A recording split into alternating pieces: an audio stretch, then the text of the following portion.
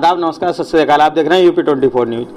आज हम बात करेंगे डॉक्टर MP आर्य, जो कि नवाबगंज से विधायक हैं और क्षेत्र की जनता के लिए बहुत काम करते हैं, मगर कुछ चीज़ें ऐसी हैं जो कि इनसे हम जानकारी लेने आए हैं। एक कांवड़ यात्रा मार्ग है जहां पर कीचड़ है, लोगों ने रोपाई की है वहां, उसके बारे में ग्राम प्रधान का कहना है कि हमने विधायक जी से कहा है और काम जल्द हो जाएगा। बात करेंगे डॉक्टर MP आर्य से और राष्ट्रीय मुद्दों पर भी बात करेंगे और भारतीय जनता पार्टी की लोकसभा की तैयारी पर भी बात करेंगे। नमस्कार, स्वागत है सर यूपी 24 में आपका। हाँ नमस्कार, आपके सभी दर्शकों को भी मेरी तरफ से नमस्कार।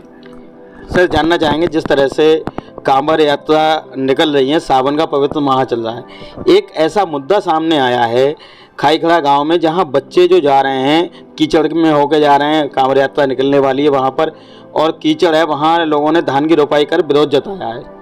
तो ग्राम प्रधान से जब हमने इस बारे में बात की, हमारे संवाददाता ने बात की, तो उनका कहना है कि हमने लिख के दे रखा है विधायक जी से और विधायक जी समस्या का समाधान करेंगे।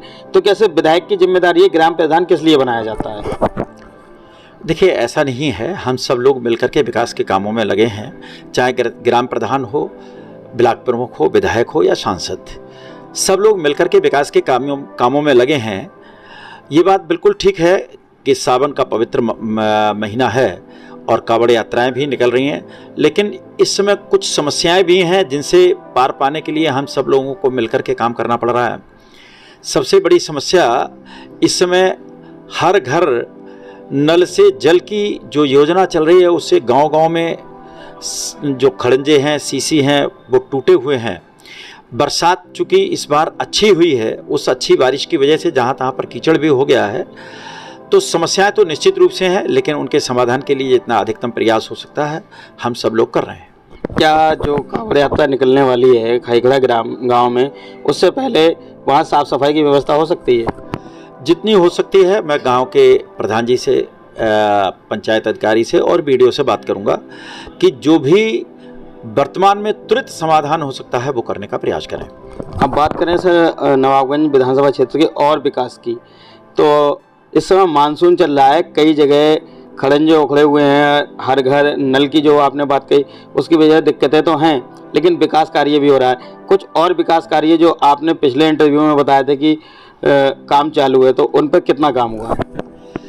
देखिए, बरसात की वजह से बहुत सारे काम रुक जाते हैं, लेकिन कई जगह जैसे नगुआ नगला से और रमपटिया मार्ग पर नहर रोड पर जो सड़क बनाने का काम है, उस पर मिट्टी का काम हो गया है और फिलहाल इतना करके रोक दिया गया है, तब तक मिट्टी बैठ भी जाएगी और बरसात जैसे ही थमेगी वहाँ पर रोड पड़ जाएगा। सर, बात करें इसी तरह से अब्दला गांव के लिए आज काम शुरू हो रहा है। अब्दला से बड़ेपुरा जो रोड पड़ने वाली है उसके लिए भी काम शुरू हो रहा है। इसके अलावा गोसलपुर से और डंडिया बाबूराम वाली जो पुलिया है वहाँ पर रोड पड़ना है, उसका भी काम बहुत जल्दी शुरू होने वाला है।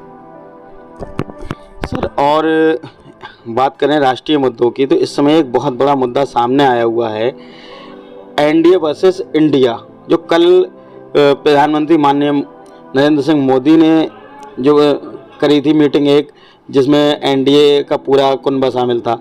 एक राहुल गांधी के साथ मीटिंग हुई है जिसमें इंडिया नाम रखा गया है नए गठबंधन का। तो आपको क्या लगता है, India versus India, NDA versus India जो है उसमें जीत किसकी होगी? इंडिया की जीत होगी या NDA की?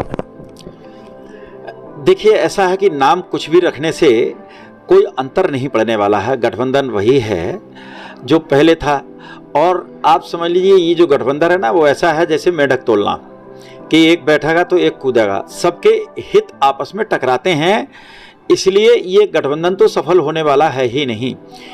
कांग्रेस की ममता बनर्जी की नहीं पड़ती है, ममता बनर्जी की चंद्रशेखर से नहीं पड़ती है, निश्चित रूप से इनके हित आपस में टकराते हैं, ये गठबंधन आगे तक रहेगा ही नहीं। जीत निश्चित रूप से भारतीय जनता पार्टी नीत गठबंधन, जिसको NDA आप कह सकते हैं, जीतेगा और जीतेगा नहीं, पहले से कहीं बहुत ज़्यादा भारी बहुमत के साथ जीतेगा। ये जो आप कॉन्फिडेंट से BJP नेता जितने हैं, बड़ा कॉन्फिडेंट से कहते हैं हम हर हाल में जीतेंगे, संभावना नहीं बताते हैं, जीत बताते हैं, तो कहीं ना कहीं ऐसा तो नहीं है कि जो EVM हैक करने का आरोप लगता रहा है उसके मद्देनजर आप लोग कहते हो? देखिए, ईवीएम हैक करने वाली बात तो ये विपक्षी नेता ना खाली अपने खींच मिटाने के लिए कहते हैं। अब ईवीएम हैक करने की बात होती तो आप बता सकते हैं कि कर्नाटक में कांग्रेस कैसे जीत जाती, या पंजाब में कैसे करके आम आदमी पार्टी की सरकार बन गई। तब तो ना आम आदमी पार्टी ने कहा कि ईवीएम हैक हुई, ना कांग्रेस ने कहा ईवीएम हैक हुई। हिमाचल प्रदेश में सरकार कांग्रेस की बनी तब तो उन्होंने इस तरह के आरोप नहीं लगाए, और जब भारतीय जनता पार्टी कहीं जीतती है तब ईवीएम हैक होती है। ये तो खाली लोगों को बरगलाने वाली बात, अपनी खींच मिटाने वाली बातें हैं। सर, आप बरगलाने और खींच मिटाने वाली बात कह रहे हैं। कई बार विपक्षी नेता ये आरोप लगाते हैं कि बीजेपी को जब लगता है कि अब ईवीएम को लेकर बहुत ज़्यादा बड़ी बदनामी हो रही है, लगातार विरोध हो रहा है, तो मुफ्त में कोई ना कोई राज्य दे देते हैं, ठीक है आप जीत जाओ, बाकी लोकसभा में हम देख लेंगे। ऐसा है कि ये जो विपक्षी है ना, ये अराजकता पसंद करने वाले हैं, भ्रष्टाचार पसंद करने वाले हैं, इस तरह के लोग हैं। ये तो वही चाहते हैं जो आज बंगाल में हो रहा है। बंगाल के अभी मतलब ये जो चुनाव हुए हैं, आप देख लीजिए किस तरह की वहाँ पर गुंडागर्दी हुई है, लूट हुई है, हत्याएं हो रही हैं। जब बैलेट से चुनाव होता है तो इसी तरह के काम होते हैं। ये विपक्षी नेता यही चाहते हैं, इसीलिए ईवीएम पर तरह तरह के आरोप लगाते हैं। लेकिन जब जब वो जीतते हैं तब उनकी बोलती इस मामले में बंद हो जाती है।